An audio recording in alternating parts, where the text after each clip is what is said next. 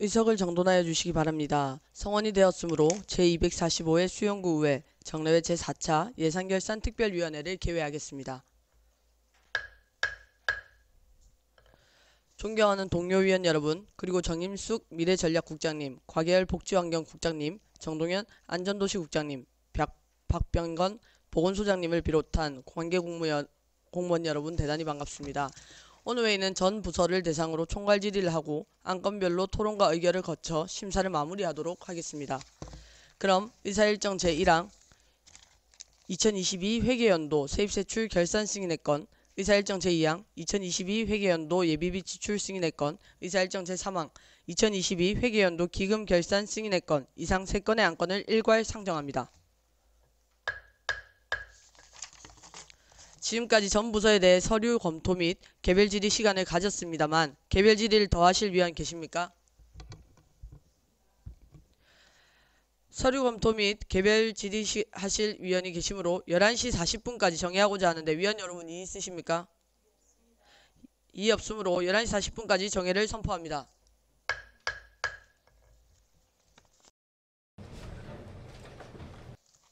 의석을 정돈하여 주시기 바랍니다. 성원이 되었으므로 회의 속개를 선포합니다. 지금 안건 심사가 진행 중이지만 중식과 원활한 회의 진행을 위해 14시까지 정회하고자 하는데 위원 여러분 이의 있습니까? 이의 없으므로 14시까지 정회를 선포합니다.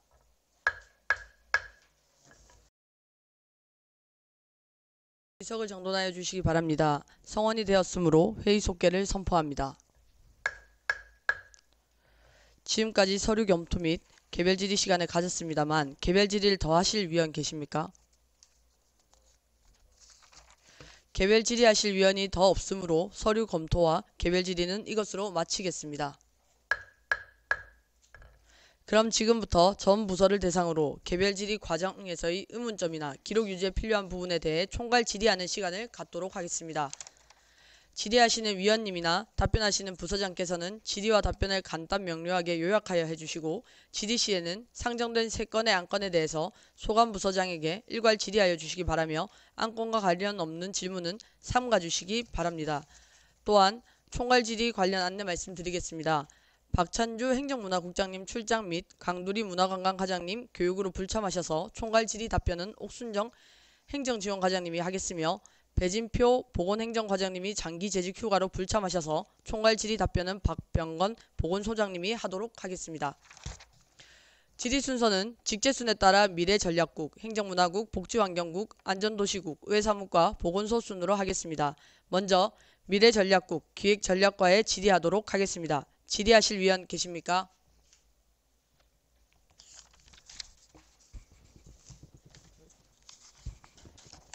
신성구 과장님 답변석으로 나와주시기 바랍니다. 윤정환 위원님 질의하여 주시기 바랍니다. 예, 신승구 과장님 수고 많습니다. 결산상 잉여금 내역에 보시면은 그 명시이율과 사고이율 그리고 그 보조금 반납 비율이 높고 특히 그 순책의 잉여금 같은 경우는 2021년보다도 지금 88% 정도 지금 증가됐거든요. 그 비율이 이렇게 높은 부분에 대해서 어떻게 생각하십니까?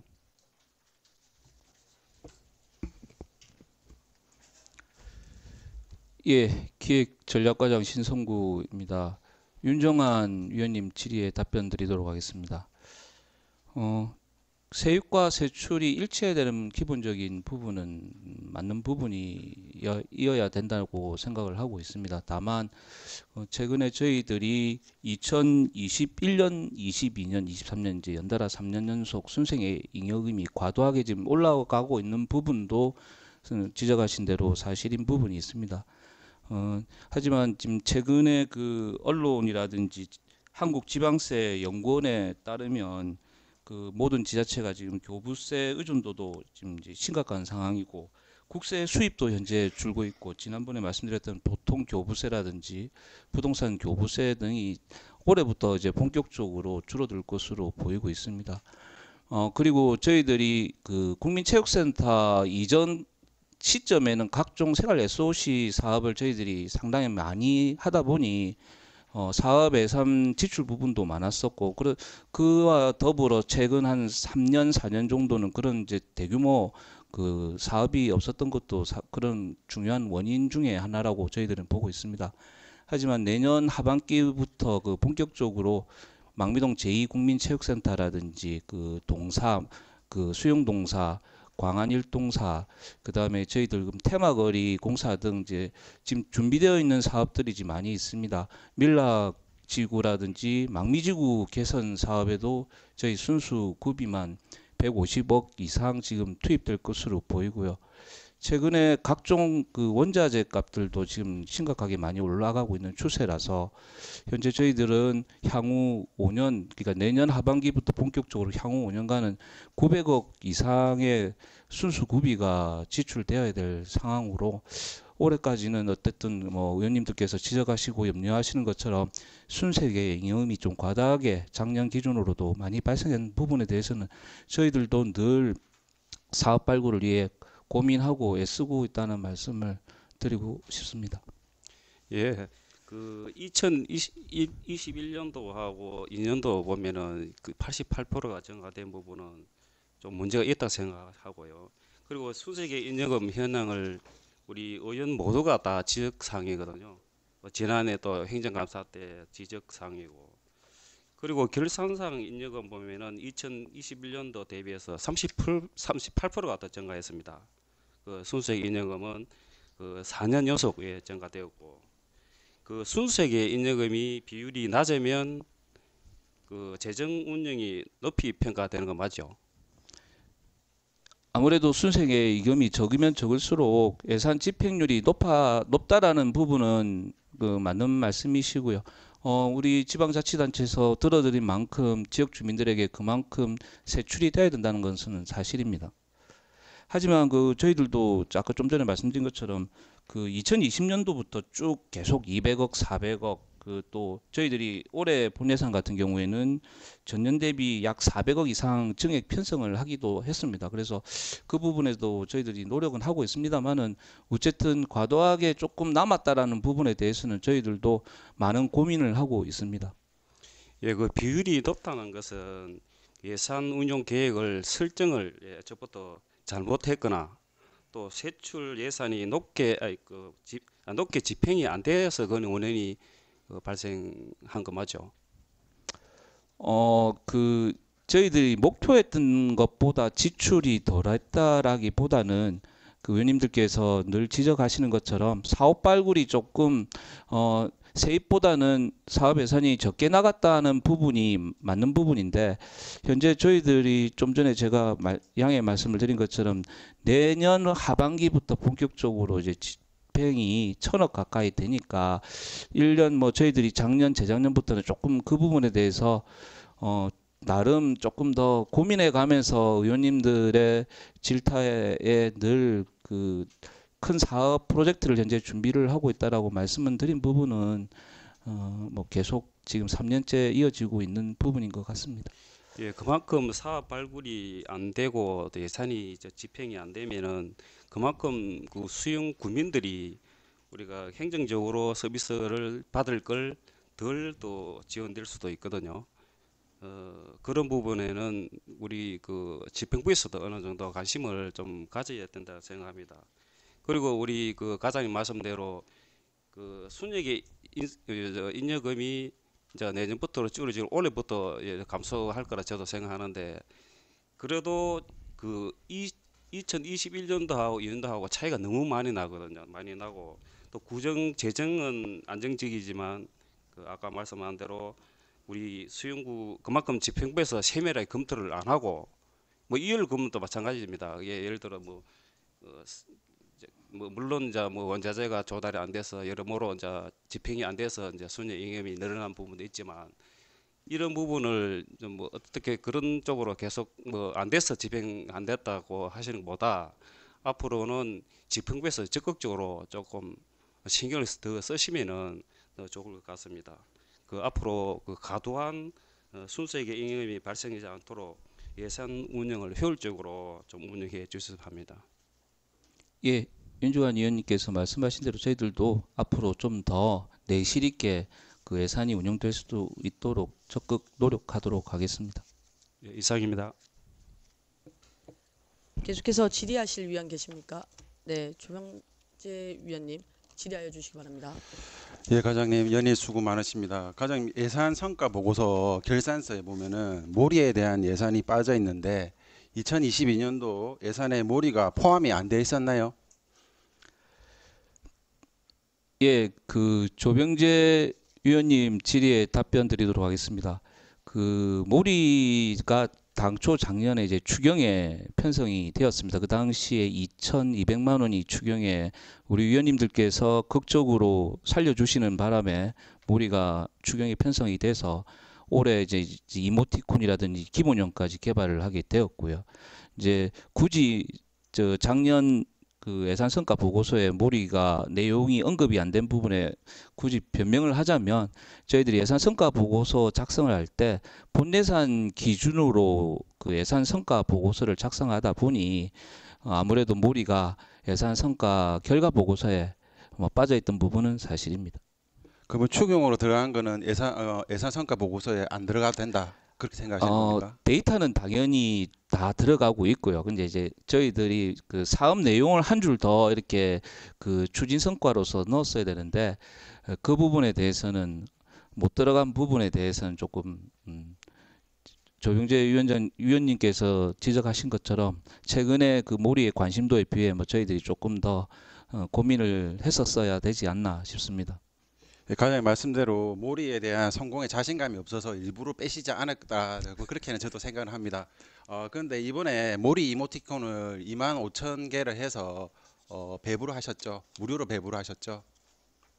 반응이 좀 어땠습니까? 사실 저희들이 그 모리 이모티콘을 그 작년부터 준비해서 올해 계속 상반기에 고민을 하면서 그 모리 이모티콘을 25,000개를 준비를 했는데 저희들의 예상과는 전혀 다르게 10분도 안 돼서 완판이 된 그런 상황입니다.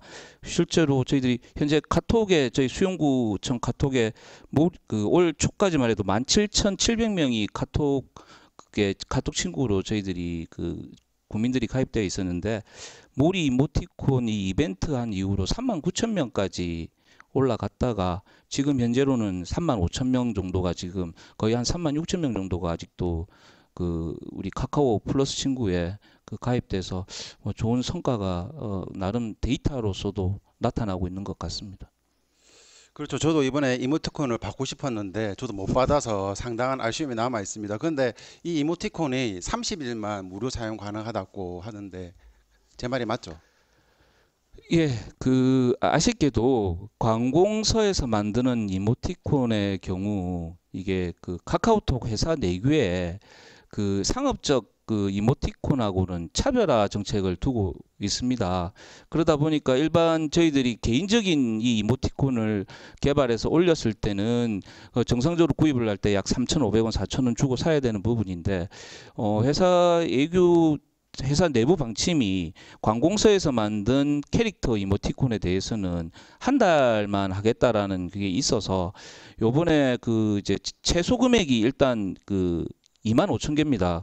그 25,000개가 이제 400원 곱하기 25,000개 하면 1,000만 원인데 최소 숫자가 25,000개여서 요번에 25,000개를 했고 저희들도 나름 지난해 의원님들께서 지원해 주신 그런 어떤 그 성원에 힘입어 이모티콘을 알차게 준비를 했는데 한 달만 쓰고 마니까 좀 아쉬운 부분은 없잖아 지금 있습니다.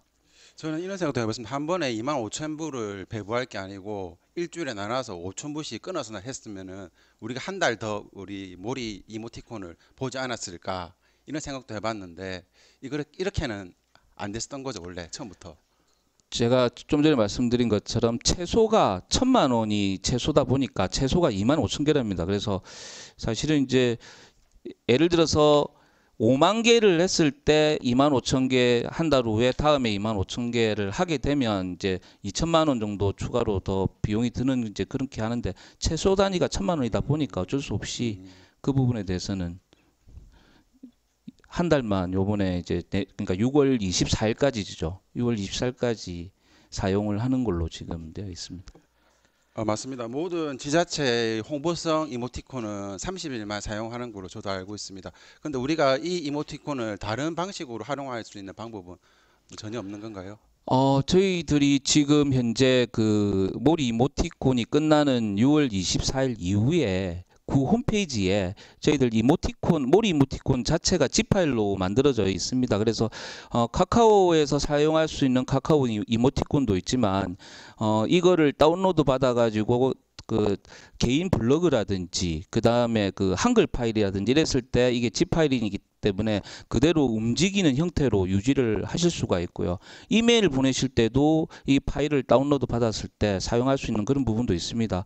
그 외에 저희들이 그 인스타라든지 다른 다양한 쪽으로도 현재 그 이모티콘을 좀 더 활용할 수 있도록 어차피 움직이는 형태의 zip 파일이기 때문에 충분히 이용 가능할 수 있도록 저희들이 좀 더 적극적으로 홍보도 하고 그 다음에 뭐 카카오에서 만약 내부 방침이 바뀐다면 좀 더 그 다양하게 발전적인 부분에 대해서 고민을 하도록 하겠습니다. 맞습니다. 그 성공한 지자체 캐릭터 중에 빠지지 않는 게 지난번에 우리 이윤영 의원님께서 이야기하신 일본의 구마모니 있죠. 구마모니 있고 우리 진주시에 하모라는 또 캐릭터가 있습니다. 하모는 또 알다시피 전국구 캐릭터라서 진주에 하모가 있으면은 사람들이 일부러 음료도 주고 그다음에 과자도 주고 한다는데 그 하모가 그 대중적인 그 처음에는 이야기하신 대로 우리 모리처럼 SNS 홍보를 위해서 탄생한 캐릭터라고 합니다. 근데 그 기운 이미지가 대중의 인기 얻어서 시민들의 높은 관심을 받자 하모가 우리 진주의 홍보대사가 되었고 그리고 정식적으로 위촉이 됐답니다. 그래서 저도 우리 수용구가 잘 맞은 IP 하나가 우리 수용구의 새로운 부가가치를 창출할 수 있다고 생각합니다. 그래서 제가 과장님한테 한 가지 제안합니다. 우리 수용구 공식 캐릭터는 수야 영이 맞죠? 네, 수아영이가 맞죠? 맞습니다. 수아영입니까? 예, 죄송합니다. 예. 그 수아영이는 20년 전에 그 시대에 맞는 캐릭터고 지금 모리는 현 시대 청년과 MZ 세대와 우리 전 세대를 아울릴 수 있는 캐릭터라고 생각합니다. 그래서 소통한 캐릭터 생각합니다. 그래서 현재 모리는 우리 수용구 SNS의 소통 캐릭터, 즉 부캐죠. 네네. 모리를 수용구 공식 캐릭터를 해서 하기 위해서는 우리 조례를 바꿔야 된다고 하는데 조례를 바꿔서라도 우리 모리를 공식 캐릭터 할 생각은 없으십니까?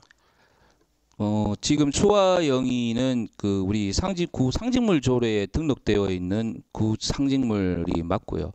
현재 뭐 작년에 저희들이 앞으로 뭐 그 어떤 지금의 수아영이가 분명히 10여 년이 지나서 현실감이 조금 다른 데보다 떨어진 부분도 사실입니다. 그 부분에 대해서는 저희들 내부적으로 계속 검토 중에 있고 지금 그 어떤 저희들 CU라든지 이런 어떤 구심벌에 대한 부분도 고민을 좀 더 해서 지금 현재 모리의 반응이라든지 이런 반응을 봤을 때 어떤 그런 부분까지 조병재 위원님께서 그 제안하신 그런 부분까지 저희들이 충분히 검토를 해 나가도록 하겠습니다. 저는 그런 생각입니다. 공식 캐릭터가 돼야지 예산도 많이 받고 그 예산을 바탕으로 해서 더 좋은 IP를 생산할 수 있지 않겠습니까? 그래서 모리를 가지고 더 좋게 만들어서 우리 수용구, 그다음에 우리 대한민국 전 세계적으로 사랑받을 수 있는 IP가 될 수 있도록 많은 노력 부탁드리겠습니다. 감사합니다. 네, 감사합니다. 계속해서 질의하실 위원 계십니까? 예, 안 계시면 제가 질의하도록 하겠습니다. 과장님, 아까 과장님 답변에 이어서 질문 드리겠습니다. 예산의 성과 보고서랑 예산의 성과 계획서가 한 세트인 거죠? 네, 조수민 위원장님 질의에 답변 드리도록 하겠습니다. 네, 예산 성과 보고서하고 지금 예산 결산서에 부속 서류로 지금 예산 성과 보고서가 지금 첨부가 되어 있습니다. 예산 성과 보고서가 제가 알기로 이제 만들어진 지가 얼마 안 된 걸로 알고 있는데 지금 그렇다 보니까 매년 지적됐던 것들 중에 하나가 달성 목표라든지 달성 지표인데 제가 이번에 3년치를 보니까 하나 말씀드릴 게 성과 분석이라든지 목표라든지 달성률이 복사 붙여넣기 형식이더라고요. 그에 대해서 어떻게 생각하십니까? 네, 지금 저희들이 이 예산 성과 보고서가 생긴 지가 지방재정법에서만 약 한 9년 정도 됐습니다. 그러다 보니까 처음에 저희들이 업무 평가 보고서와 예산 성과 보고서는 이제 분명한 차이점이 있고요. 그러다 보니 이제 업무 평가 같은 경우에는 잘못된 어떤 측정 목표치를 제시를 했을 때는 페널티라든지 어떤 감점 요인이 있지만 그 예산 성과 보고서는 어떤 그런 이제 목표 과다 달성이라든지 이런 부분에 대한 이제 페널티는 없는 부분이 있는 것도 사실입니다. 그러다 보니 좀 더 거기에 대해서 약간 저희들도 좀 더 저희 예산부서에서도 면밀히 좀 더 챙겼어야 되는데 그 부분이 늘 지금 이제 해마다 계속 반복 지적되는 것도 사실입니다. 그래서 저희들은 내부적으로는 계속 피드백도 하고 있고 실제적으로도 지금 계속 좀 저희들이 자꾸 다듬고 있는 상황입니다만은 아직까지는 조선민 위원장님께서 지적하신 것처럼 일부 부서에서 어떤 내용들 중에 어떤 변화가 없는 그런 그 목표치가 있었다고 하는 것 같습니다. 그래서 그 부분에 대해서는 저희들이 계속적으로 피드백을 통해서 개선해 나가도록 하겠습니다. 네, 과장님 아까 말씀처럼 업무평가위원회를 제가 들어간 적이 있었는데 그거 같은 경우에는 130%가 넘어버리면 이제 불이익이라고 하나요? 평가가 들어가던데 이거 같은 경우에는 아까 말씀하신 대로 생긴 지도 얼마 안 됐고 그거에 따라서 달성률이 높든 낮든 사실 지적사항 정도인 거지 페널티에 대한 부분은 없지 않습니까? 근데 제가 보면서 느낀 거는 계속비 사업이 있을 거고 신규 사업이 있을 텐데 그 신규 사업이든 계속비 사업이든 이 페이지에 이제 본 예산 성과 계획서에 넣은 걸 토대로 성과 보고서를 작성하다 보니까 특히 계속비 사업 같은 경우에는 정말 주요 내용, 성과 분석, 목표 달성 과정 및 방법, 그다음 추후 방향까지 똑같은 것들이 많더라고요. 생각보다. 저는 그렇게 생각하는 게 사업을 진행함에 있어서 매년 같은 내용이 답이 나올 거라고 생각은 하지 않습니다. 아무리 같은 계속비 사업이라도 그 당시에 뭐 코로나가 있으면 코로나에 따라서 문제가 있었을 것이고 또 다른 문제가 있을 거라고 생각하는데 그만큼 저는 개인적으로 성의 없이 만들었다고 생각을 하거든요. 이 페이지에 대해서 보시면서 성과에 이런 분석이 있다, 이런 목표를 달성할 것이다 라는 게 매년 바뀔 수 없다는 건 알지만 최소한 3년간의 이 사업을 하면서 그 시류라는 게 있는데 그게 같아진다라고 저는 생각하는데 어떻게 생각하십니까, 과장님? 일단 뭐 조선민 위원장님께서 지적하신 그 부분에 대해서는 저희들도 좀 유감스럽게 생각을 하고 있고요. 실제적으로 저희들도 이 성과 보고서 내용에 봤을 때 제대로 반영이 제대로 안 되고 있다는 부분에 대한 인지도 저희들도 하고 있는 부분이 있습니다. 그래서 뭐 어쨌든 지적하신 부분에 대해서는 앞으로 개선해 나가도록 그리 하도록 하겠습니다. 네, 답을 주셨는데 매년 같은 질문을 해서 저도 이제 좀 그렇지만 제가 보니까 성과 지표도 변경된 과가 몇 군데는 있더라고요. 제가 더러 봤었는데 그럼에도 불구하고 다른 과들 중에는 그 성과 목표가 100%가 나올 수밖에 없는 사업인데 굳이 넣을 필요가 있는가? 그거 말고 다른 예산과 다른 성과 지표를 넣었으면 더 좋지 않을까라는 과들도 있었습니다. 기획전략과에서 좀 살펴주셔서 모든 과들이 조금 더 나은 방향을 설정해 주시고 조금 더 나은 복지와 행정을 주민들한테 해주실 수 있게 목표를 달성해 주셨으면 좋겠습니다. 이상입니다. 예, 내년도 성과 보고서 작성 시에는 반드시 우리 위원님들께서 지적해 주신 부분에 대해서 개선이 되어질 수 있도록 적극 노력하도록 하겠습니다. 계속해서 질의하실 위원 안 계십니까? 네, 질의하실 위원이 안 계시므로 신성구 과장님에 대한 총괄 질의는 마치겠습니다. 신성구 과장님 자리로 돌아가 주시기 바랍니다.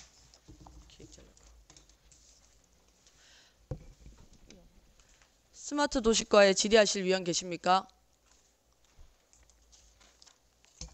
이찬우 과장님 답변석으로 나와주시기 바랍니다.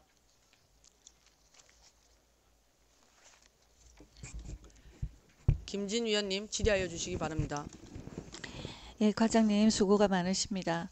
여기 결산서에 스마트 도시과를 보면 그 성과 지표를 보면 도시재생에 관련한 것이 있고 그다음에 드론 라이트 쇼, 그다음에 좌수영성 이런 재창조 사업이나 그 외에 뭐 스마트 서비스 관련한 이런 사업들이 이제 주요 이 부서에 정책 목표 내지는 달성해야 될 과제 그리고 그래서 이 스마트 도시과에서는 특히 정부 부처의 이제 여러 공모 사업에 지원을 많이 하시죠. 네, 스마트 도시과장 이찬우입니다. 김진 의원님께 답변드리겠습니다. 예, 그렇습니다. 그래서 이 예산이나 결산할 때 보면 이게 우리 공모 사업에 걸린 것이다. 공모 사업에서 따온 것이다. 그래서 우리는 뭐 공모 사업 뭐 받아왔다고 하면 국비 또는 시비를 받아온 거니까 잘했다 뭐 이렇게 생각하기가 쉬운데 사실은 이 공모 사업이라는 것도 조금 생각해 봐야 될 필요가 있는 것이 그 지방재정 365라고 행안부에서 만든 사이트 아시죠? 네, 예. 거기 가면 우리 수영구 같은 경우에 인구 18만 정도의 이제 광역 그 지자체 안에 있는 그 비슷한 그 인구나 규모의 어떤 지자체들을 대비해서 비교해 둔 그게 있습니다. 거기 보면 우리 수영구의 미흡 사례 및 개선 필요 사항으로 지방비 분담 비율이라고 하는 지표를 새로 개발해서 만들어 둔 게 있어요. 그래서 여기 어떻게 되어 있냐면 수영구의 지방비 분담 비율은 46.83%로서 유형 평균 26.67%와 전국 평균 26.22%에 비해 무려 20% 이상 매우 높은 실정이다 라고 되어 있습니다. 그래서 왜 이게 무슨 말이냐면 우리가 21년도에 무려 31건의 국시비 공모 사업에 선정되어서 물론 이게 다 스마트 도시과에 31건이 몰려 있는 거는 아닌데 스마트 도시과가 제일 많아요. 그래서 31건의 국시비 공모 사업에 선정되어서 사업비 6억 정도 되는 돈 중에 18억 정도가 구비로 부담한 것이 주요 원인으로 보인다라고 되어 있습니다. 그래서 물론 30건 이상의 공모 사업에 선정되는 거는 성과가 매우 뛰어나다라고도 말할 수 있겠지만 이에 따라 지방비 분담 비율이 상승해서 재정 운영상의 경직성은 높아지는 결과가 초래된다. 이렇게 되어 있거든요. 그래서 물론 올해 우리가 순세계 잉여금이 520억이 남은 걸 생각하면 18억 그거 뭐 돈이냐 뭐 이렇게 생각할 수도 있습니다. 그런데 요 공모 사업으로 인해 가지고 우리 작년도 예산이나 작년도 결산할 때 보면 스마트 도시과에서 공모 사업으로 받아와서 다른 과로 사업을 넘기고 그래서 사업은 다른 과에서 하고 공모는 스마트 도시과에서 따와 가지고 결국 다른 과에서 사업을 하느라고 인력과 재정을 거기에 쏟아야 되고 하는 그런 사업도 여러 개 있었거든요.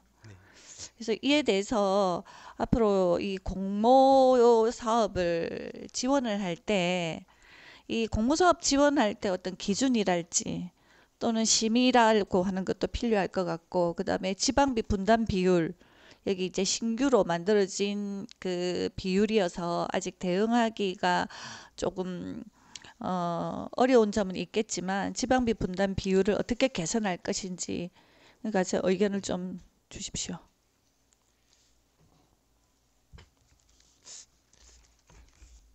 네, 의원님 말씀 주신 것처럼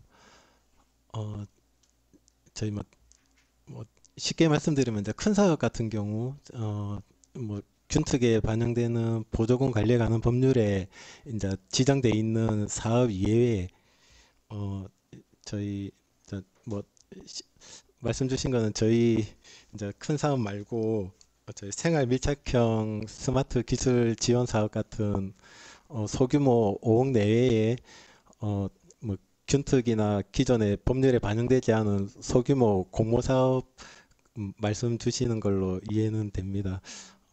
그래서 약간 뭐 2020년 그 당시에는 당시에 딱 특정 도심 재생하는 지역만을 대상으로 어느 정도 뭐 5억 내외 소규모 사업이지만 당시에 또 스마트 기술을 접목해서 뭐 생활을 편리하게 해준다는 그런 명분이 있어서 하기는 했는데 결국 현재 시점에는 생각보다는 효과나 기대했던 만큼의 결과를 사실 얻지는 못한 것도 사실인 것 같습니다. 그래서 따로 뭐 주로 공모를 통해서 기존에 예산으로 지원되는 사업이 아니고 공모를 통해서 주로 연말에 뭐 교부금이나 교부세로 지원되는 소규모 사업에 대해서는 사전에 공모 전에 어느 정도 효과나 기대 효과를 좀 면밀히 좀 분석도 하고 거기에 따르는 지방비 분담도 뭐 어느 정도 뭐 반일 경우에 시비 지원이 가능한지 오로지 국비에 대응해서 구비로만 나머지 50%는 해야 되는지 그런 측면에서 조금 더 사전에 심도 있게 좀 고민해가지고 그렇게 시행할 수 있도록 하겠습니다.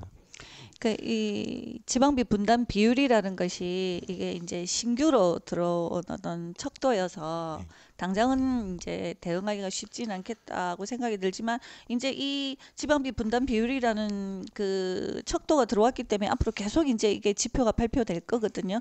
그래서 우리 수용구와 유산 지자체와 비교해서 우리 수용구가 비율이 어떻게 되느냐 계속 나올 텐데 여기서 계속 이렇게 다른 유사 지자체보다 20%더 높게 이렇게 나오지 않도록 공모 같은 거나 이런 거 할 때 조금 더 각별히 심의해서 해주시기를 부탁드리겠습니다. 예, 그렇게 하겠습니다. 네, 감사합니다.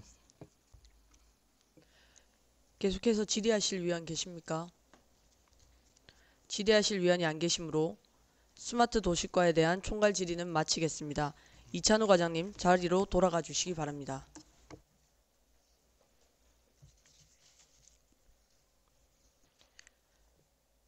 평생교육과에 질의하실 위원 계십니까? 일자리 경제과에 질의하실 위원 계십니까?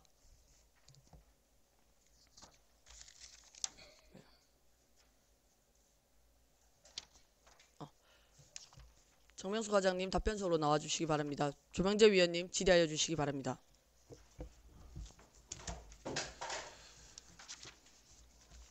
항상 우리 정통시장 활성화에 애써주신 정문숙 과장님과 일자리 경제과에게 감사드립니다. 질의하겠습니다. 성과 보고서 65페이지 보면은 정통시장 시설 현대화 추진 건수 목표 한 건에 실적 4건 해서 달성률 400%, 그리고 전통시장 소규모 환경 개선 추진 건수 목표 2건에 실적 9건에서 달성률 450%를 해서 이렇게 초과 달성을 했습니다. 이렇게 초과 달성을 하려면은 제 생각에는 2022년도 예산을 다 쓰고 예비비까지 편성을 했어야 되는데, 근데 예산을 보면은 예산까지 다 사용 안 하셨거든요. 혹시 뭐 다른 이유가 있었습니까? 일자리 경제과장 정명숙입니다. 조병재 위원님 질의에 답변하겠습니다. 성과에 가당한 초과 달성을 하였음에도 불구하고 저희가 집행산행이 남은 이유는 전통시장 시설 현대화 사업 같은 경우 망미중앙시장 1개소와 남천해병시장 노은인교체 사업 등 1개소 실적 4개소를 전부 다 달성을 하였습니다. 근데 저희가 그 하반기에 세흥시장 등 8개소의 9건의 사업 등을 저희가 시에 그 선정이 되어서 저희가 그 성과 계획을 할 당시에는 없었는데 뒤에 하반기에 선정이 되어서 그거를 하는 바람에 한 2억 3천 정도를 저희가 예산을 받았었습니다. 그러다 보니까 이제 이게 150%에서 400% 갑자기 많이 뛰었는데 저희도 그 결산을 할 때 그 이윤영 결산위원장님께서도 저희 담당 계장한테 이 자체가 150%에서 400% 뛰는 거는 이거는 일단 수치상으로 안 맞다. 그래서 다음부터는 이거를 예산 대비로 하지 말고 준공률로 뭐 예를 들어 4건을 했으면 4건을 다 했으면 100%. 뭐 그런 식으로 해 준공률로 한다 하면 100%에서 110% 정도는 안 되겠느냐 해서 수치 자체를 바꾸는 게 맞다고 지적을 해주셨다는 보고를 들었습니다. 그래서 내년부터는 그런 부분에 대해서 저희가 조금 더 면밀히 검토하고 조금 더 자료를 낼 때 신경을 써서 그렇게 하도록 하겠습니다.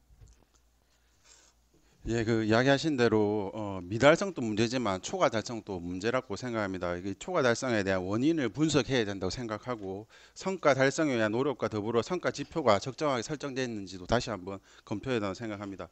결산 심사가 내년 예산 평가에 잣대가 되는 만큼 철저한 검토가 필요하다고 생각합니다. 그리고 한 가지 더 묻겠습니다. 청년 월세, 청년 사업자, 임대료 지원, 부산은 착한 임대인 등 좋은 사업에도 불구하고 예산을 다 사용하지 못했는데 이거는 홍보가 부족했던 거죠.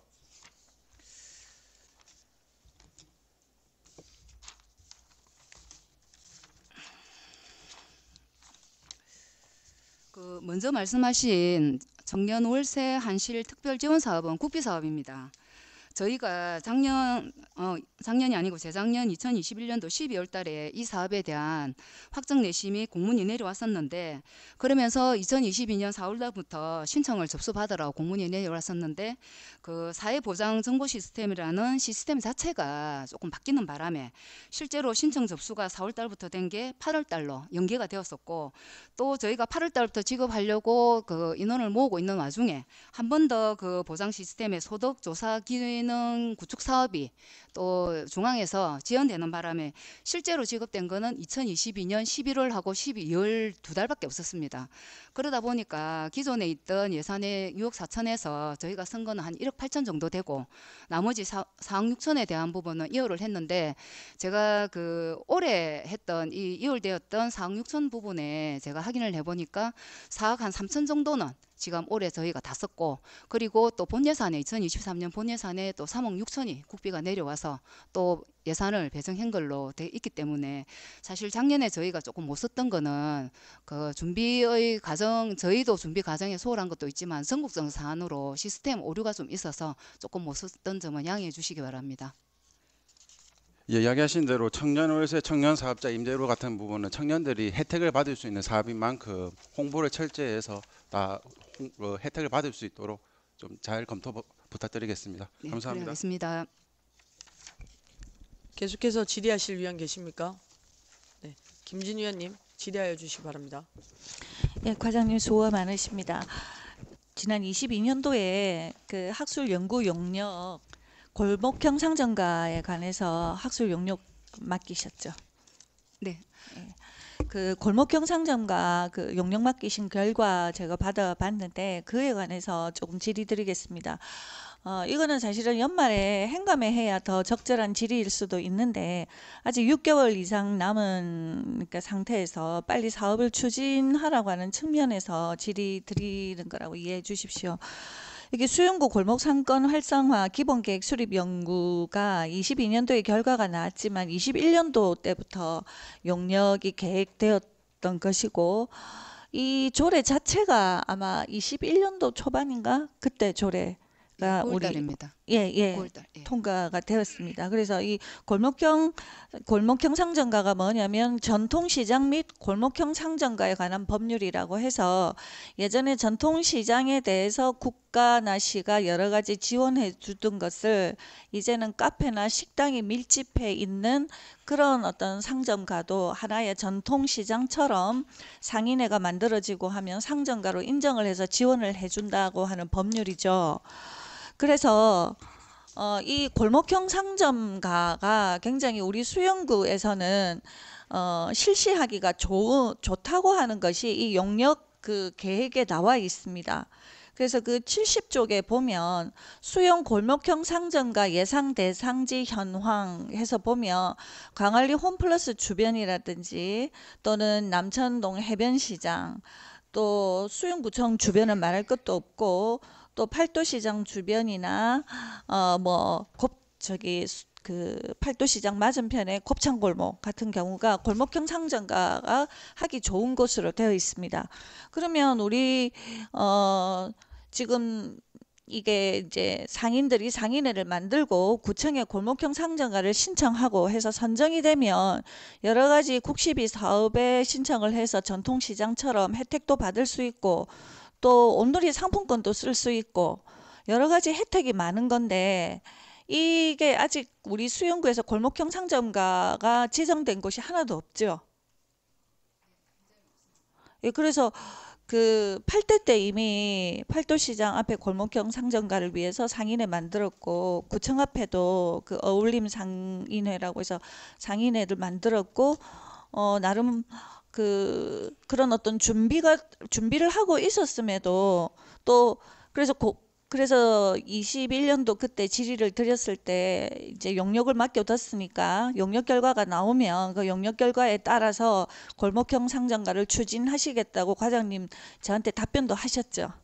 네, 그런 사실이 있습니다. 예. 그런데 아직 이게 전혀 골목형 상점가가 하나도 지정되지 않았다는 거는 저는 좀 이렇게 우리 수용구에 좀 많은 손해라고 생각하거든요. 예, 앞으로 골목형 상점가 사업을 어떻게 진행을 하실 건지 한번 여쭤보고 싶습니다. 예, 김진 의원님 질의에 답변 드리겠습니다. 골목형 상점가는 그 지역 2,000회배 이내에 30개 이상의 상가가 밀집된 경우에 선정이 되는 사업으로 조례는 아까 말씀하신 듯이 2021년 9월에 조례가 발의가 되었고 오연 발의로 되었습니다. 그리고 22년 5월에 일부 개정된 사례가 있습니다. 현재까지 추진 사항으로는 2022년 5월에 저희가 골목상권 활성화 기본계획 용역을 2천만 원 들여서 했고 저희가 그 사업을 한 결과 수영구 전역에 그 26개 지역을 조사 대상으로 해서 사업을 했는데 최종 5개소 지역이 가능하다고 저희가 용역 결과를 받았습니다. 아까 말씀하신 대로 곱창거리하고 수영구청 남부산 교회 일원 그리고 수영 세무소 주변 남선 해변시장 주변 그다음에 수영 팔도시장 주변 5군데로 선정이 되었고 이 중에 수영 세무소 일원에 있는 그 골목상권 활성화 지원 사업으로 해서 남천 어울림 마당 상인 공동체에서 자체적으로 지금 사업을 시행하고 있는 것도 사실입니다. 근데 저희가 지금 이제 그때 2021년도에 제일 처음에 그 조례를 제정을 할 당시에는 그때 이제 사실은 팔도시장에서도 한번 왔었고 그다음에 남천 해변시장 쪽에서도 이렇게 여러분이 오셔가지고 질의를 좀 하시고 서류도 받아가시고 저희가 뭐 용역하고 나면 이제 조례는 다 제정됐기 때문에 그때 돼서 저희가 의논을 한번 하자고 저희가 서로 연락을 주고받고 또 조례가 제정되고 나서 또 말씀을 드렸는데 지금 현재 망미단길에는 저희가 문의가 들어와서 현재 뭐 지정은 안 됐지만 문의가 들어와서 서로 직원하고 지금 협의는 하고 있지만 다른 그 상인들은 그 당시에 의욕적으로 추진하는 그분들이 조금 지금은 그때만큼 저희한테 조금 적극적이가 않으셔서 저희가 안내는 하고 있지만은 뭐 사실은 뭐 부서에서 뭐 꼭 하셔야 된다고 뭐 그렇게 뭐 사실 적극적으로 할 필요는 있는데 그렇게 다른 업무에 대한 부분들 그리고 또 상인의 어떤 이해관계 부분이 사실 큰 게 있기 때문에 저희가 적극적으로 못한 것도 사실입니다. 네, 왜 상인의 그때 21년도 그럴 때는 굉장히 적극적이었던 그 상가들이 왜 지금은 적극적이지 않을까요? 제가 생각할 때는 사실은 무슨 일이든지 제일 처음에 이제 좀 의욕적으로 했을 때 저희가 그때 빨리 조례를 제정하고 용역을 빨리 하고 조금 빨리 추진을 했었으면 부서장 욕심에서도 한 2-3개 정도는 저도 됐으면 좋겠고 또 그렇게 되려고 했었는데 이게 뭐 한 1-2년 이제 흐르다 보니까 막 그냥 그때 추진했던 뭐 회장님들도 좀 바뀌신 것 같고 그리고 상인에 계시는 분들도 사실은 이걸 함으로써 이제 온누리 상품권도 사용 가능하고 그 시설 현대화 사업이나 문광 사업도 가능함에도 불구하고 누군가가 이제 그 일을 맡아서 적극적으로 하시는 분이 옛날만큼 조금 의욕이 좀 상실된 부분이 저희가 좀 시기를 놓쳤던 것 같습니다. 그래서 여기 이게 기본 계획 수립 연구 용역 그 결과 나온 자료에 보면 우리 국내 사례에서 성공한 이런 분석을 보면 인천 서구 같은 경우에 골목형 상점가가 16개예요. 그러니까 이 인천 서구는 이 지자체 차원에서 엄청나게 홍보를 했고 그리고 많이 받아갔고 사업도 굉장히 많이 했고 그다음에 그 외에도 뭐 인천이라든가 또 서울, 경기 이런 데는 굉장히 이렇게 골목형 상점가가 지정이 많이 되었어요. 근데 이제 그 어떻게 보면은 그 경기, 인천, 서울 이렇게 좀 정보가 빠르대야 될까? 뭐 그런 어떤 지역은 이렇게 그 자기들 상점가를 만들어서 여러 가지 혜택을 보는데 부산 같은 경우는 물론 그거보다는 훨씬 떨어지지만 해운대도 해리단길 지정을 했거든요. 그래서 우리 수영도 왜 우리 수영구는 그거를 좀 그거를 푸시를 해서 충분히 조건이 되고 그때 하고 싶어 했던 분도 굉장히 많았고 더욱이 지금은 조례가 바뀌어서 전에는 토지나 건물 소유자 50%의 동의가 있어야만이 환경 개선 사업 같은 걸 할 수 있었는데 이제 그 조항도 없어졌거든요. 그래서 얼마든지 여러 가지 사업을 할 수 있는데 지금 또 자영업자들이 굉장히 어렵다고 하는 이때에 조금 더 적극적으로 홍보를 해주시고 여러 가지 장점이 많고 혜택이 많다는 걸 알려주시면 안 할 이유가 없다는 생각이 들거든요. 그래서 좀 더 홍보해 주시고 교육도 좀 해주시고 해서 우리 일자리 경제과에서 이 골목형 상점가를 올해도 앞으로 6개월이 남아 있으니까 이제 용역 결과도 나오고 했으니 원래 취지대로 해서 좀 많이 지정이 되도록 애를 써주셨으면 하는 그 마음입니다. 예, 지금 현재 저희 그 망미동에 망미단길이 아까 보고 드렸듯이 일단 문의가 들어와 있고, 예, 저희가 아까 말씀드렸듯이 5군데 이런 데는 충분히 가능한 곳이기 때문에 저희가 다른 일보다 우선적으로 좀 신경을 써서 올해 안에는 꼭 1-2개 정도를 해서 나중에 행감 때는 위원님한테 이런 질책을 받지 않도록 저희가 최선을 다하도록 하겠습니다. 죄송합니다, 못해서. 예, 꼭 좀 부탁드리겠습니다. 예, 최선을 예, 다하겠습니다. 감사합니다. 네. 계속해서 질의하실 위원 계십니까? 질의하실 위원이 안 계시므로 일자리 경제과에 대한 총괄 질의는 마치겠습니다. 정명숙 과장님 자리로 돌아가 주시기 바랍니다.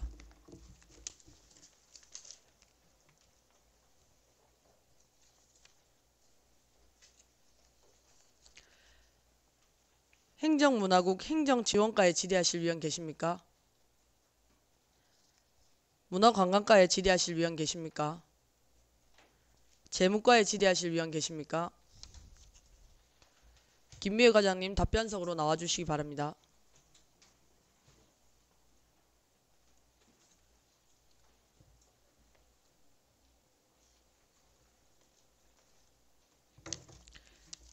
김진 위원님 질의하여 주시기 바랍니다. 예, 과장님 반갑습니다. 저는 연구 용역에 대해서 좀 여쭤보려고 합니다. 제가 연구 용역에 약간 한이 좀 있어가지고요. 2022년도에 학술 연구 용역 13건이 발주되었습니다. 그 중에 13건 중에 11건이 2천만 원 이하, 즉 수의 1인 견적에 해당되는 거고요. 하나는 이제 3,770만 원인데 이거는 여성 기업으로 해서 여성이나 장애인 기업일 경우에는 5천만 원까지 수의 계약이 가능하죠. 네. 그다음에 하나가 이제 1억 3천짜리 이거는 이제 제한 경쟁으로 되어 있습니다. 그럼 이 11건의 수의 1인 계약으로 할 때 각 부서 특히 이제 문화관광과가 많은데요. 이 용역 이거를 업체를 선정할 때 재무과에서 선정합니까? 네, 재무과장 김미애입니다. 김진 위원님 질의에 답변 드리겠습니다. 저희들 그 재무과에서 계약을 할 때는 그 발주부서의 의견을 많이 참조하고 있습니다. 그래서 발주부서에서 추천하는 업체를 저희들이 계약으로 하고 있습니다. 그러면 연구 용역의 절차를 다시 한번 점검을 해보면 그 부서에서 이게 연구 용역이 필요하다라고 생각을 하면 그 발주 부서에서 그리고 이 이제 수의 1인 계약으로 할 수 있는 액수라면 그러니까 부가세 포함 2,200만 원 이하라고 한다면 우리는 이 업체하고 하겠다라고 하는 그 서류를 제출한다는 거죠. 네네. 제출하면 재무과에서는 그 업체하고 계약을 한다. 맞습니까? 저희 쪽에 계약 의뢰를 하면 저희들이 뭐 별다른 법적으로 그런 사항이 없으면 저희들이 계약을 하고 있습니다.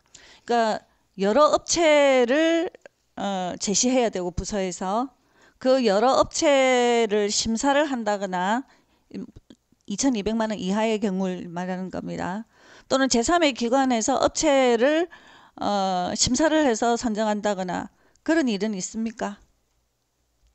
다시 한 번만 말씀해 주세요. 제가 잠시 놓쳤네요. 그러니까 2,200만 원 이하의 경우에 어떤 부서에서 연구 용역을 발주를 할 때 여러 개의 업체를 제안을 하고 그 여러 개의 업체를 심사를 하고 그래서 재무과에서 여러 개의 업체 중에 하나를 선택을 하고 하는 그런 식으로 발주업체를 정하는 예가 있냐고요.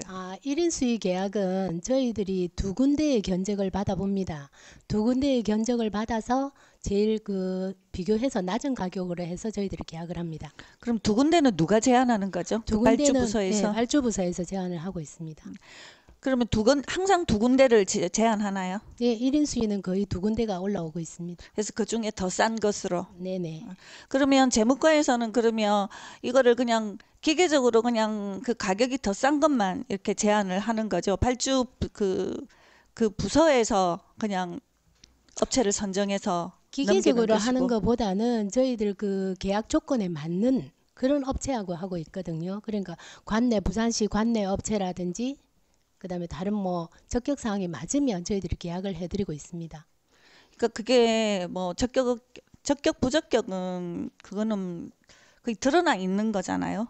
네, 그 법적인 조건들이. 사항이. 예. 네.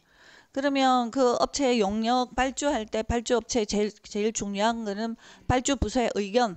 네. 그다음에 두 부서일 때는 더 낮은 가격. 네. 그것만 맞으면 된다는 것이죠. 일반적인 수의 계약할 때는 저희들이 그걸 보고 있습니다. 예, 알겠습니다. 예, 이상입니다. 계속해서 질의하실 위원 계십니까? 질의하실 위원이 안 계시므로 재무과에 대한 총괄 질의는 마치겠습니다. 김미애 과장님 자리로 돌아가 주시기 바랍니다. 민원 여건과에 질의하실 위원 계십니까? 세무일과에 질의하실 위원 계십니까? 세무이과에 질의하실 위원 계십니까? 양근수 과장님 답변석으로 나와주시기 바랍니다.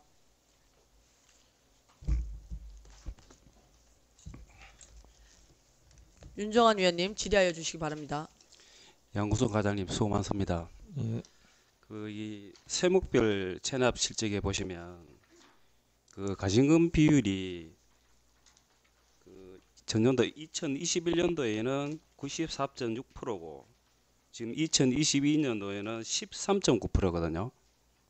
제가 이 질문은 안 하려 했는데 보다 보니까 이 체납 비율이 21년도하고 22년도하고 차이가 너무 많이 나서 그 질의합니다. 예, 세무이과장 양무수입니다. 그 윤정환 의원님께 질의에 대해서 답변드리겠습니다. 그 의원님, 그 일단 지방세에 비해서 지방세는 한 98% 이상 됩니다. 세 수입은 한 68% 되는데 그 의원님께서 그 사실 한 40몇 세 수입 한 68% 평균 되는데 그 보면은 가중금이 보통 그렇게 차이 안 납니다. 13.9%하고 올해가 13.9%고 작년이 94.6%인데 왜 이렇게 많이 차이 나느냐. 많이 차이 나더라도 보통 한 20% 30% 이내인데 왜 많이 차이 나나 그 질의하신 것 같습니다.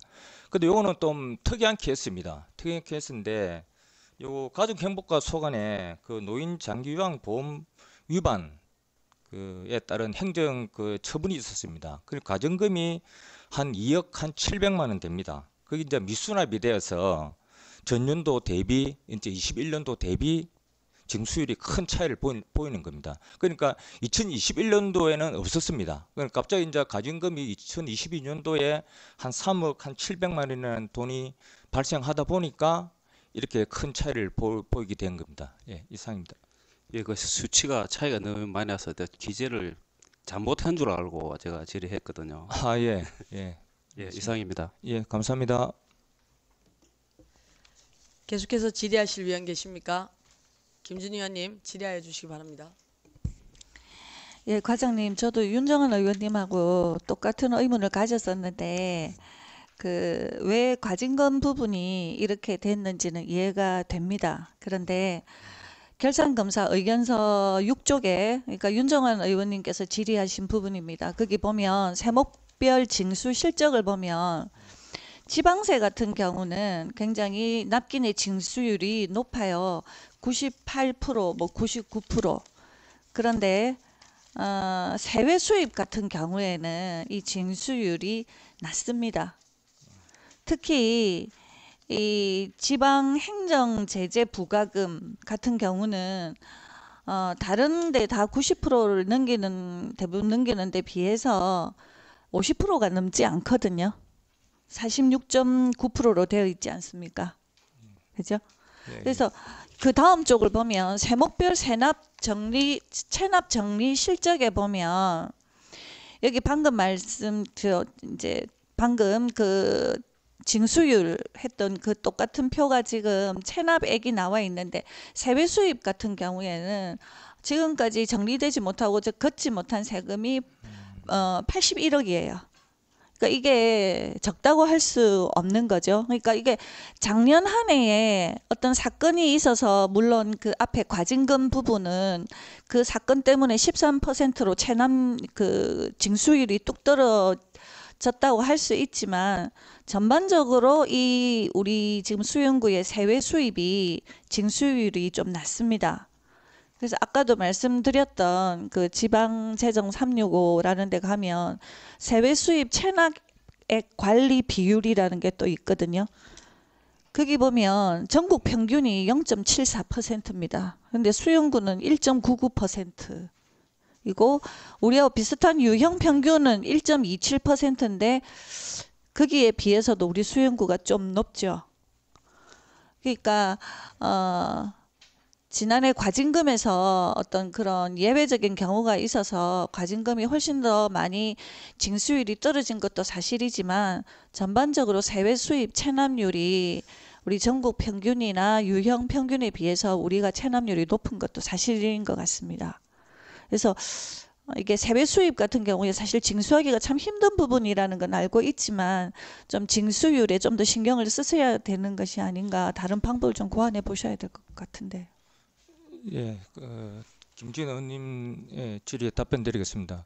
의원님 말씀하신 대로 사실 지방세에 비해서 세수율이 사실 많이 낮습니다. 전국으로 따지면은 더 낮고 부산시에서는 한 중상위권 정도 됩니다. 그런데 근데 이게 매년 이게 사실 이게 개선하기가 참 힘듭니다. 그 이제 세수입에는 그 사실 종류가 많습니다. 크게 뭐 경성적 세수입하고 뭐 임시적 세수입하고 행정, 아까 의원님께서 말씀하신 그 지방행정 제재 부과금이다.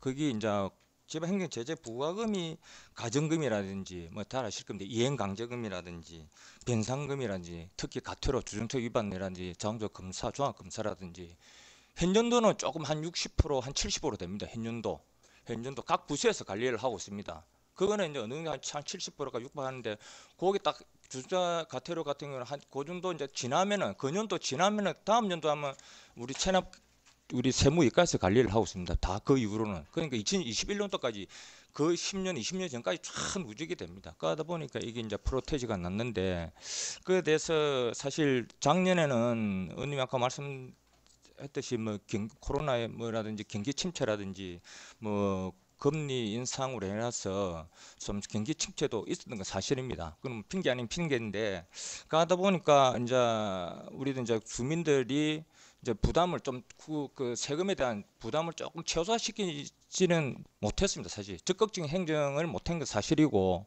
그러다 보니 좀 소극적인 대처한 것도 있습니다. 그 부분에 대해서는 올해부터 제가 부수장으로 왔는데 지금 그 부분에 대해서는 제가 간호사업 제한이라든지 자동차 번호표 영치도 적극적으로 하고 있습니다. 그다음에 이제 압류 재산도 그 작년에는 공매도 안 했습니다. 공매도 잘 안 했는데 올해부터는 공매까지도 하고 있습니다. 해서 이제 적극적인 체납 처분과 행정 규제를 실시하고 그다음에 체납 처분 관련 각 부서별로 이제 세수입 담당자가 있습니다. 자꾸 바뀌다 보니까 세수입을 어떻게 세금을 거두고 어떻게 관리를 하고 하는데 조금 부족한 부분이 있습니다. 그 부분에 대해서도 한번 교육할지가 제가 직접 참석해서 그 좀 동료를 좀 할 수 있도록 하겠습니다. 그다음에 마지막으로 뭐 체납 징수, 뭐 10월달에 체납 부충장 주제로 체납 징수 보고에도 있는데 그런 거 기타 등등 세수입 징수를 제고에 위해서 의원님께서 지시한 부분에 대해서도 최선을 다하겠다는 말씀을 드리겠습니다. 이상입니다. 예, 이 세배 수입 걷는 게 사실은 굉장히 힘든 일이라는 거는 잘 이해하고 있고요. 근데 그 전년도 보면 징수율이 똑같은 지방행정 제재 부과금이 60%거든요. 그래서 아마 그 과장님 말씀하신 대로 코로나도 있고 경기 침체도 있으니까 너무 독하게 하기는 참 못해서 조금 약간 느슨하게 하셨다는 점도 충분히 이해가 갑니다. 그렇지만 내년에는 이 부분이 이제 징수에서는 조금 가장 징수율이 낮으니까 조금 더 신경 써주십사 부탁드리겠습니다. 예, 의원님 네. 지적에 꼭 최대한 그 노력하겠습니다. 네, 감사합니다. 네, 감사합니다. 계속해서 질의하실 위원 계십니까? 질의하실 위원이 안 계시므로 세무이과에 대한 총괄 질의는 마치겠습니다. 양근수 과장님 자리로 돌아가 주시기 바랍니다.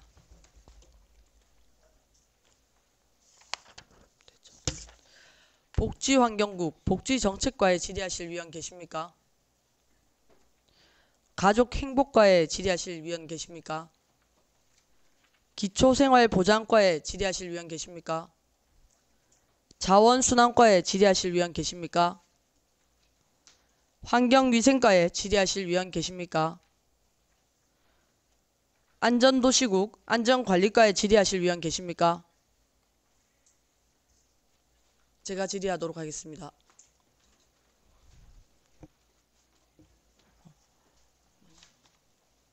김종필 과장님 답변석으로 나와주시기 바랍니다. 네, 과장님 연일 수고 많으십니다.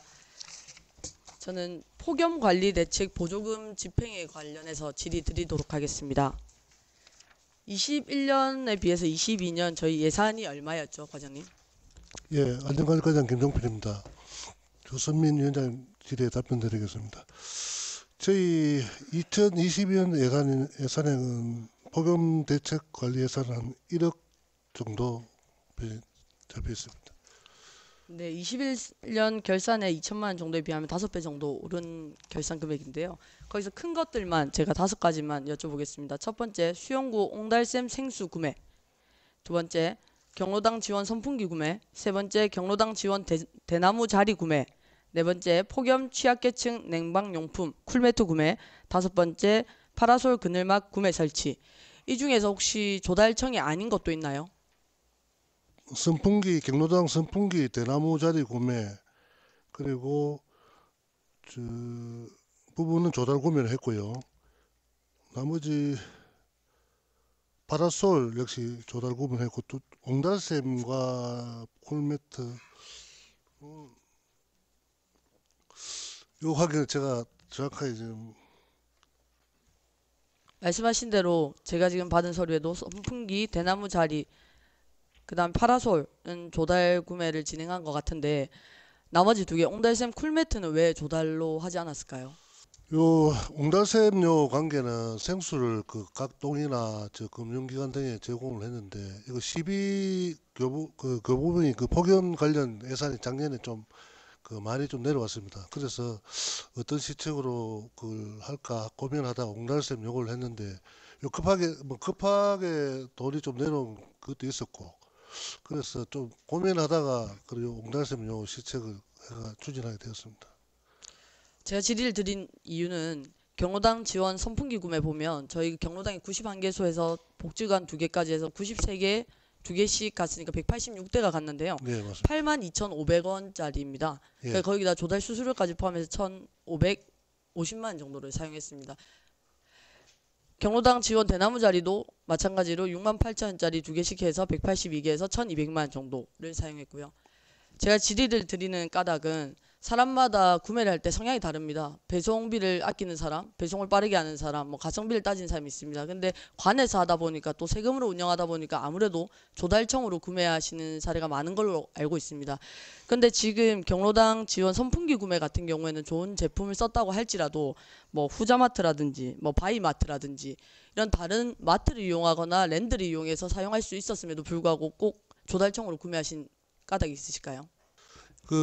이 제품마다 물론 가격이 뭐 천양지차인데 우리 일반적으로 관에서 조달 구매를 하는 이유는 가장 뭐 보편적이고 좀 합리적으로 구매를 하고 적정하게 가격이 적정하게 구매할 수 있어서 아마 조달 구매를 하는 걸로 알고 있습니다.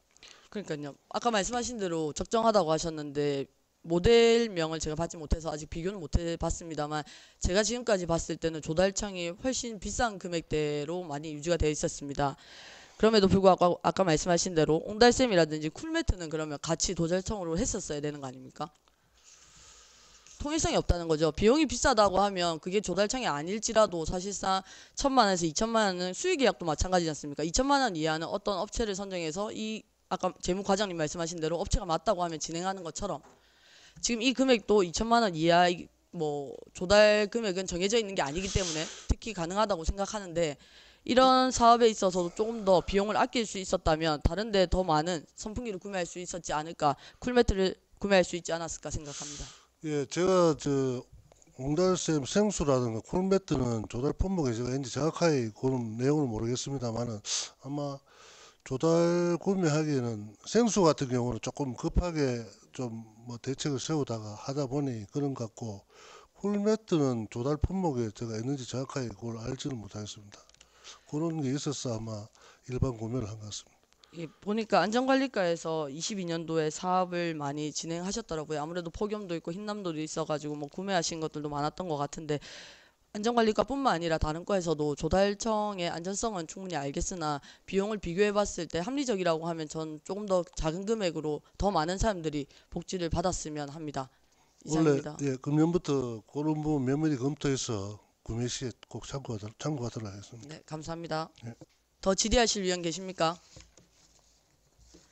질의하실 위원이 안 계시므로 안전관리과에 대한 총괄 질의는 마치겠습니다. 김종필 과장님 자리로 돌아가 주시기 바랍니다.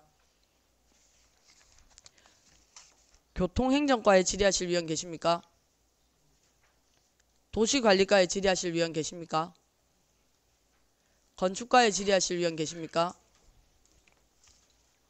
신영식 과장님 답변석으로 나와주시기 바랍니다. 이윤영 의원님 질의하여 주시기 바랍니다. 네, 과장님 반갑습니다. 예, 반갑습니다. 저는 이번에 사실 결산검사위원을 하면서 대부분의 것은 훑어봤다 생각하기 때문에 특별회계 부분에 대해서 조금 이야기 드리고 싶습니다. 우선 특별회계의 목적 자체가 제가 찾아보니까 특정한 세입으로 특정한 세출의 편리와 효율을 위하여 혹은 일반 세입 세출과 괴리할 필요가 있을 때 특별회계를 실시한다고 되어 있더라고요. 그리고 건축과에서는 현재 주거환경 개선사업 특별회계가 있습니다. 맞습니까? 네, 맞습니다. 네, 지금 건축과에서 하고 있는 주거환경 개선사업 특별회계뿐만 아니라 저희 구에는 4개 부서에 4개의 특별회계가 있었는데요. 우선 건축과의 요 특별회계에 대해서만 말씀드리겠습니다.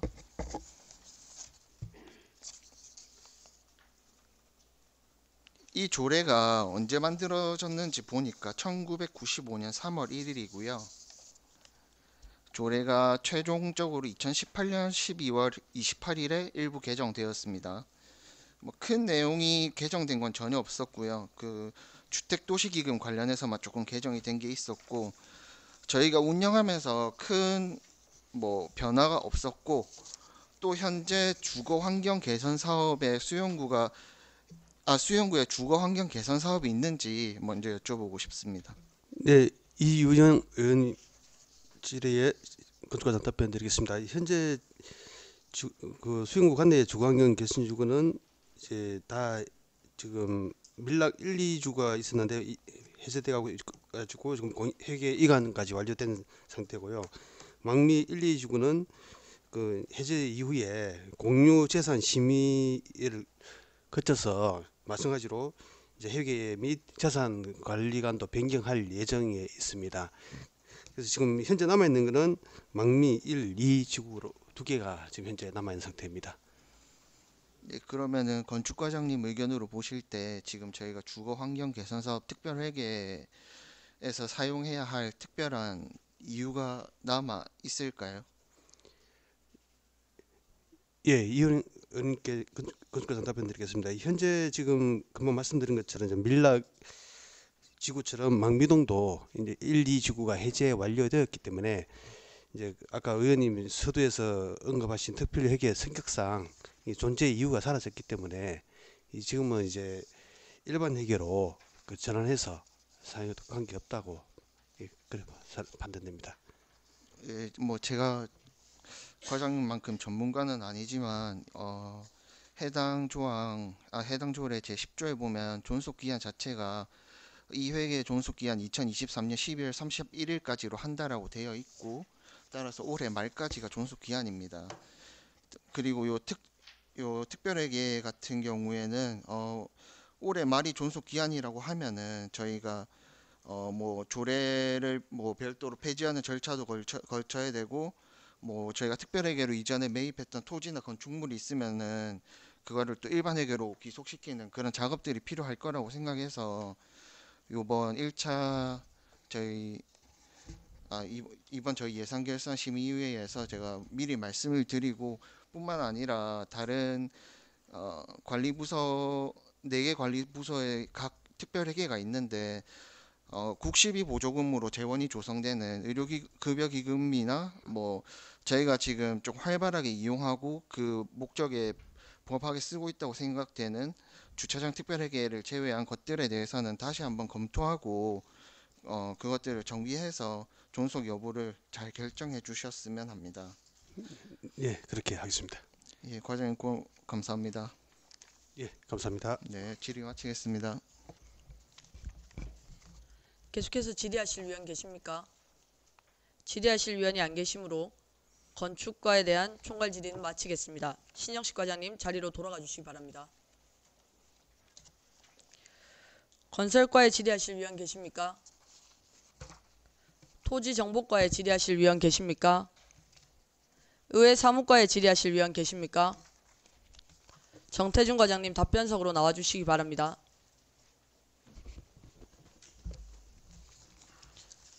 윤정환 위원님 질의하여 주시기 바랍니다. 정태준 과장님 반갑습니다.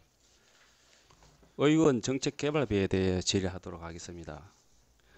이번에 처음 시도한 연구단체 구성과 정책 연구 용역이 지원되지도 않고 편성되지 못한 점에 대한 점에서 아쉽게 생각하고요.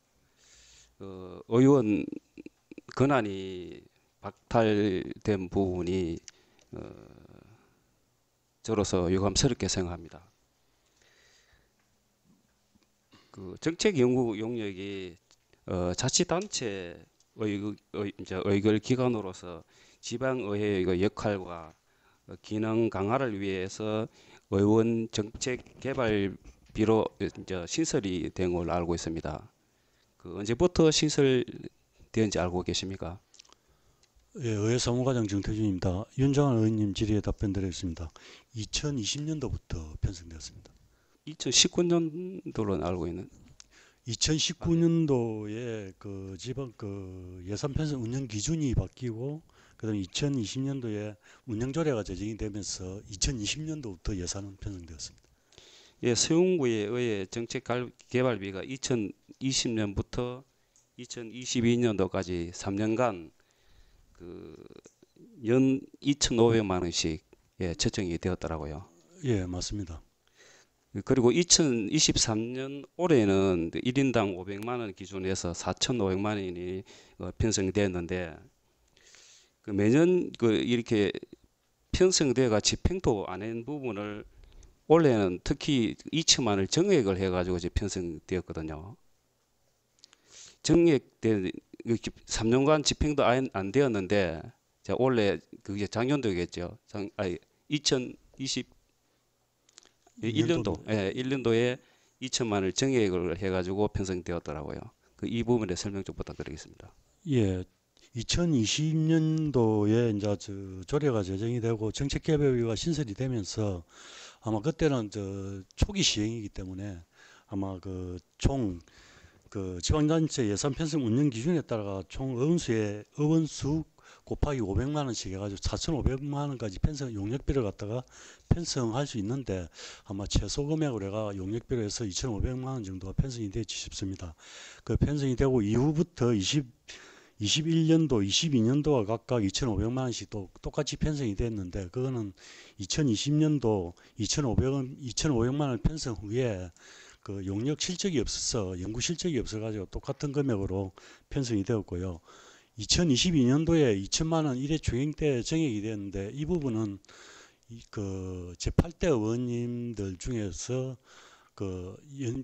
정책개발비가 사실상 2,500만 원은 금액이 작아서 정당한 연구 용역 활동을 할 수가 없더라 하는 부분이 있어가지고 9대 의원님들이 구성이 되고 나면 좀 원안이 충분한 그 금액으로 영구 용역을 할 수 있도록 금액을 상향 조정을 했으면 좋겠다는 의견이 있어서 1회 추경 때 2천만 원을 갖다가 정액을 해서 총 한도 금액인 4,500원으로 정액을 했습니다. 그리고 그 올해 금년도 2023년도도 똑같이 4,500만 원으로 정액 상태로 그 편성을 했습니다. 예, 지방의회에 등록된 지방의원은 연구단체에서 발주하는 경우 정책연구 용역비로 지원할 수 있다고 되어 있죠. 예, 맞습니다. 그렇게 명시되어 있음에도 불구하고 그 시행되지 않는 부분은 어떻게 생각합니까? 저도 저 의원님 말씀대로 저 당초에 저 8대 의원님들께서도 지금 한 번도 이 연구가 그 용역을 갖다가 정책개발비로 그 집행을 한 적이 없어가지고 9대 의원님들이 구성이 되면은 좀 더 원활하게 이제 정책 개발을 할 수 있도록 지원하기 위해서 정책 개발을 정액을 시켜놨는데 사실 여기 저 조례에 따라 가지고 연구단체가 구성 등록 그다음에 연구 결동 활동 계획서가 우리 위원회 심사 의결을 받도록 돼 있는데 이 부분이 지금 좀 의결이 안 되는 부분에 지금 그 추진이 안 된 부분이 있습니다. 아무튼 이 심사 의결만 잘 되고 의원님들 협의에 따라 가지고 연구단체가 등록 구성이 되고 그 우리 위원회 통해서 심사 의결이 되면은 저희들은 뭐 언제든지 지원할 수 있도록 차질 없이 지원하도록 그래 하겠습니다. 예, 그래서 상반기에 우리 의원 네 분이 그 정책 용역에 대해서 제안서를 이제 냈습니다만 이 부분이 그 무산돼서 다시 한번 아쉽게 생각하고요. 그 하반기에 그 의원들께서 연구단체 등록 신청과 또 정책 연구 용역 제안서를 다시 한번 올릴 겁니다. 올리게 되면 의석가에서 적극적으로 또 이 검토해 주셨으면 고맙겠습니다. 예, 차질 없이 추진하도록 하겠습니다. 예, 이상입니다. 계속해서 질의하실 위원 계십니까? 질의하실 위원이 안 계시므로 의회 사무과에 대한 총괄 질의는 마치겠습니다. 정태준 과장님 자리로 돌아가 주시기 바랍니다. 보건소 보건행정과에 질의하실 위원 계십니까? 건강증진과에 질의하실 위원 계십니까? 지금까지 전 부서를 대상으로 총괄 질의 시간을 가졌습니다만 질의를 더 하실 위원 계십니까? 질의하실 위원 안 계시므로 이것으로 질의는 종결함을 선포합니다. 다음은 심사안건별로 토론을 거쳐 의결하도록 하겠습니다. 먼저 의사일정 제1항 2022 회계연도 세입세출 결산 승인의 건에 대해 토론하실 위원 계십니까? 토론하실 위원 안 계시므로 토론 종결을 선포합니다. 의결하겠습니다.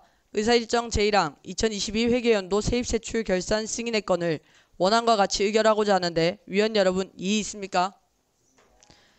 이의 없으므로 2022 회계연도 세입세출 결산 승인의 건은 원안 가결되었음을 선포합니다.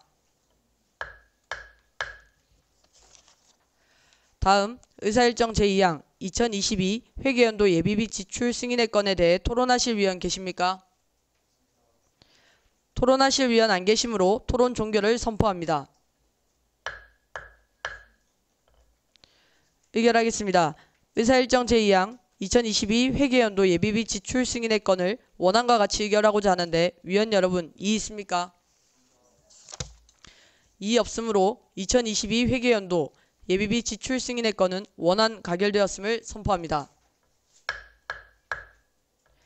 다음 의사일정 제3항 2022 회계연도 기금 결산 승인의 건에 대해 토론하실 위원 계십니까? 토론하실 위원 안 계시므로 토론 종결을 선포합니다. 의결하겠습니다. 의사일정 제3항 2022 회계연도 기금 결산 승인의 건을 원안과 같이 의결하고자 하는데 위원 여러분 이의 있습니까? 이의 없으므로 2022 회계연도 기금 결산 승인의 건은 원안 가결되었음을 선포합니다. 존경하는 동료위원 여러분 그리고 관계 공무원 여러분 오랜 시간 수고하셨습니다. 우리 위원회 회부되었던 안건의 심사 결과는 제245회 정례회 제2차 본회의에서 보고하도록 하겠으며 이것으로 제4차 예산결산특별위원회 일정을 모두 마치겠습니다. 이만 사내를 선포합니다.